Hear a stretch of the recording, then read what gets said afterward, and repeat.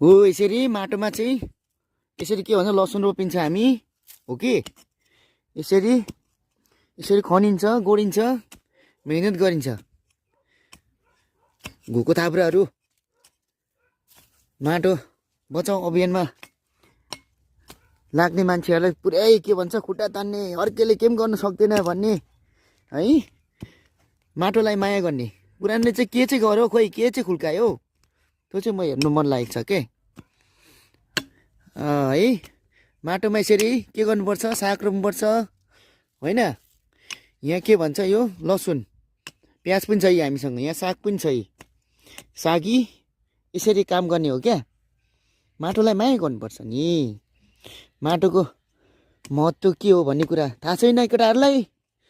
पुरानो भनिएको छ पुरानोको के भन्छ पछि पछि लागेको छ गोहरू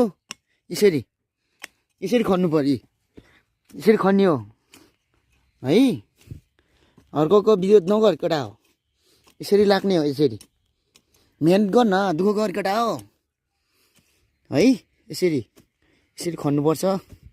यसरी है यो आफ्नै बारीमा आफ्नै यहाँ करेसा बारीमा यो यहाँ लसुन फल्दैछ धनियाँ छ यहाँ होइन यता बकुल्ला छ हो कि यसरी गर्ने हो क्या काम चाहिँ यसरी लाग्ने हो यसो गरेर यसलाई झार टिप्नुपर्छ यसरी अब अलिक यहाँ यसरी झार टिप्ने हो माटो प्रेमीहरू यता के भन्नु हुन्छ यसो प्रतिक्रिया दिनु होला है साह्रै यो के तार उतार भन्छन् होइन म त भन्छु पुरानो चाहिँ लखेटेर